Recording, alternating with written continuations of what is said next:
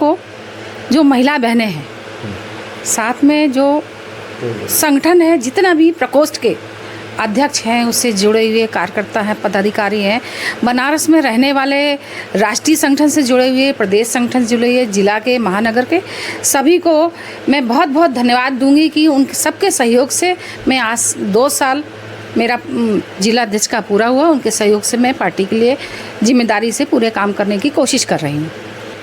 ऐसा है कि हमारा समाज, प्रदेश और देश आपसी सद्भाव से, आपसी मेलजोल से और सांप्रदायिक तत्वों के विरोध में हमेशा खड़ा रहा है।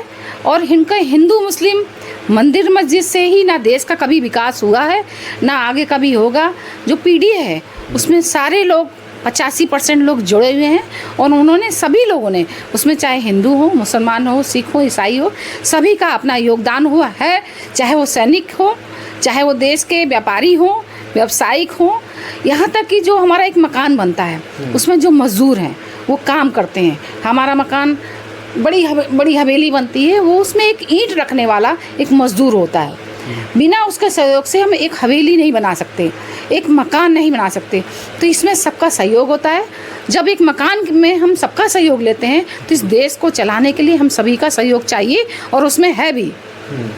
लेकिन इस वक्त जो लोगों के बीच में जो बातें निकल के आ रही हैं कि जो बीजेपी सरकार है न रोज़गार दे रही है, महंगाई चरम सीमा पे जा रही है और आए दिन लड़कियों का बलात्कार और हत्याएं ये आम हो गई हैं। क्या इससे समाज आगे बढ़ सकता है या उससे नीचे गिरता जाएगा? क्या कहेंगी? देखिए, रोजगार नहीं होगा तो हमारी गरीबी तो आनी ही आनी है। आज युवा पढ़ लिख कर बेरोजगार घूम रहे हैं, उनके पास काम नहीं है, व्यवसाय नहीं है। व्यवसाय का जीएसटी उन्होंने लगा के इतना कठिन कर दिया है कि छोटा सा भी व्यवसाय अगर कोई खोलता है तो उसको जीएसटी भरना है। दुनिया के कानून उन्होंने लगा दिए, उसके आधार पे वो नहीं कर पा रहे हैं। और नौकरी तो आगे उन्हें देना तो दूर, बहुत सारी नौकरियां खत्म कर दी हैं। अभी हाल ही में शायद कोई एक निर्णय आया, शिक्षकों की भर्ती जो हुई थी उसको भी उन्होंने खत्म कर दिया है, उसको निरस्त कर दिया है। तो बेरोजगार तो निराश है। और हिंदू मुस्लिम से देखिए किसी का पेट नहीं भरने वाला, चाहे वो हिंदू हो चाहे मुसलमान हो। और महंगाई के लिए मैं कहूँगी कि हिंदू मुस्लिम ये कहते तो हैं, पेट्रोल क्या हिंदू को सस्ता मिलता है? मुस्लिम को 100 रुपये मिलता है तो हिंदू को भी 100 रुपये मिलता है। रोजगार क्या ये हिंदू को दे रहे हैं, मुसलमान को नहीं दे रहे हैं? ये तो इनकी बातें हैं, जुमले देना इनका काम है। अमित शाह जी ने कहीं अपने बयान में कहा भी है कि अरे ये तो जुमलेबाजी है। 15 लाख पे उन्होंने यही कहा था और उसी जुमलेबाजी के आधार पर अभी तक ये सरकार चला रहे हैं। जब चुनाव आता है तो यही बीजेपी हिंदू मुस्लिम करती है और जब चुनाव ख़त्म हो जाता है तो जहर उगलते हैं। ऐसा क्यों? देखिए, अब मैं कहूँगी तो ज़्यादा हो जाएगा कि उनके डीएनए में यही है। सावरकर जी के पूजने वाले लोग क्या करेंगे? इनके कहा जाएगा ना, इनके डीएनए में यही है। सावरकर जी अंग्रेज़ों की दलाली करते थे, आज ये उसी को पूजते हैं। और गोडसे की पूजा करते हैं।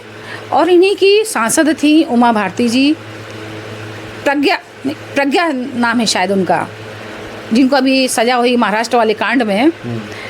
उनकी फ़ोटो वायरल हुई थी, पूरा वीडियो वायरल हुआ था कि गांधी जी की फ़ोटो लगा के वो गोली चला रही हैं। इस पर इनने क्या कार्रवाई की थी? तो हम तो ये मानेंगे ना, जनता में ये संदेश गया है कि ये गोडसे के विचारों को मानने वाले लोग हैं, तो ये अच्छे काम कहाँ करेंगे? नहीं हिंदू मुस्लिम ही नहीं, ये गोडसे की सरकार है, इसमें लीजिए गोडसे को मानने वाले लोगों की सरकार है। तो इन्हें अच्छे काम पसंद ही नहीं। कोई अच्छा करता भी है तो ये उठा के बंद करते हैं। अभी बनारस में किसी महिला, किसी बेटी के साथ जो बिहार की थी, कहीं कोचिंग पढ़ती थी बीचू के पास, वहाँ पे उसकी हत्या कर दी गई, उसके साथ रेप किया गया और उसकी आवाज़ उठाने के वाले के ऊपर उन्होंने केस कर दिया। अब ये इससे बड़ा उदाहरण और कुछ नहीं हो सकता कि गलत काम के ऊपर अगर कोई आवाज़ भी उठाएगा तो उसका उठा के वो जेल में बंद कर देंगे। तो इनकी विचारधारा बिल्कुल सामने आती है। और सैनिक सोफिया कुरैशी जी को इन्होंने क्या कहा? इनका अपना विधायक कह रहा है, कोई आम पदाधिकारी कह रहा हो, कोई छोटा मोटा कोई आम जनता में कोई अगर कह रहा हो तो ठीक है, लेकिन ये विधायक उनके कह रहे हैं और इस पर आज तक उन्होंने क्या कार्रवाई की? कुछ नहीं।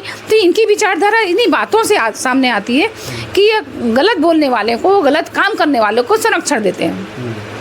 और योगी सरकार की जो बातें आती हैं कि ये बुलडोज़र बाबा हैं, अगर कहीं अन्याय हो रहा है तो उनके ऊपर बुलडोज़र चलाया जाता है। जहाँ भी देखा जाए, जैसे आपके फाया राजभर के यहाँ जो हत्या हुई, वहाँ पर बुलडोज़र क्यों नहीं चला? जी बिल्कुल। आजमगढ़ में जो हत्या हुई, उनके यहाँ बुलडोज़र क्यों नहीं चला? ऐसे तमाम मुद्दे इस समय उठ रहे हैं। आखिर के ये बीजेपी वाले चाहते क्या हैं?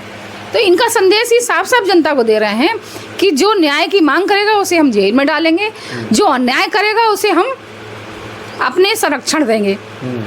बीएचयू में जो महिला थी, लड़की जिसका रेप हुआ था, उसके लिए लोगों ने आवाज़ उठाई थी। तो जो लड़के वहाँ बैठे थे पढ़ने वाले, उन्होंने ही आवाज़ उठाई थी और धरने पे बैठे थे, उन्हीं पे एफआईआर कर दी थी।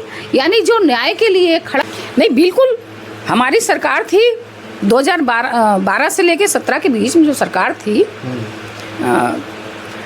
कहीं कुछ गलत होता था, हमेशा चाहे मीडिया वाले हों चाहे कोई भी हो, हमारे नेताजी का नाम तुरंत उससे जोड़ा जाता था कि इनकी सरकार में ये हो रहा है, और वो उसका संज्ञान भी लेते थे और उस पर न्याय देने की पूरी कोशिश करते थे, और उन्होंने किया भी है।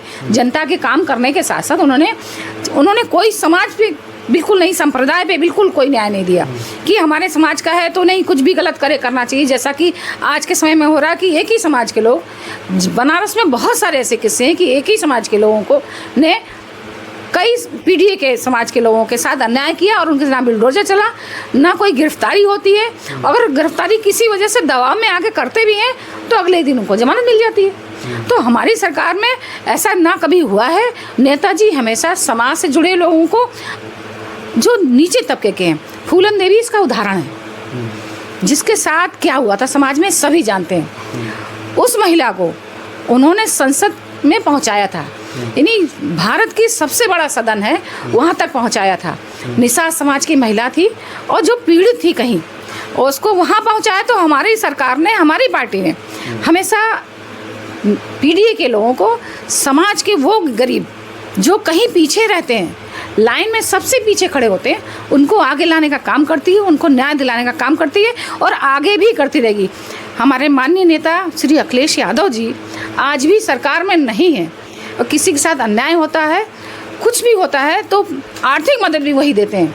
और शासन को इस बात से तो शर्म से डूब मरना चाहिए कि हम सरकार में हैं, हम कुछ नहीं दिए, और जो विपक्ष में हैं उनकी मदद भी कर रहा है, उनसे मिलके बात भी कर रहा है और उनकी आर्थिक सहायता भी प्रदान कर रहा है।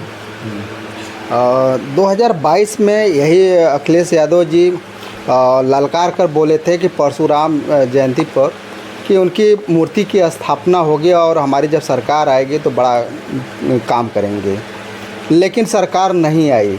अब इस बार वही लॉलीपॉप फिर अखिलेश यादव जी ने दे डाली है राजा सुहेल देव के मूर्ति स्थापना के लिए। लखनऊ में ऐलान तो कर दिए हैं कि मेरी सरकार 2027 में आएगी तो बहुत भव्य मूर्ति स्थापित कराएंगे।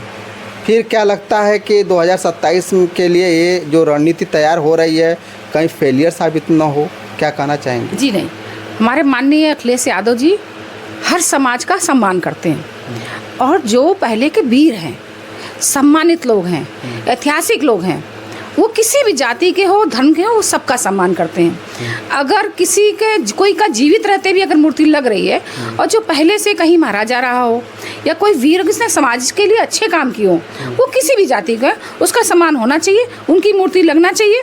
और जैसे आज के समय में देख रहे हैं कि अम्बेडकर जी की मूर्ति ग्वालियर में भी हुआ कि अम्बेडकर की मूर्ति को लगने नहीं दे रहे थे, और कहीं और जगह में भी ये सूचनाएं आती कि अम्बेडकर जी की मूर्ति को तोड़ दिए, और ये मूर्ति को वही लोग तोड़वाते हैं, वही लोग तोड़ते हैं जो उन्हीं के बनाए संविधान से उच्च पद तक पहुंचते हैं।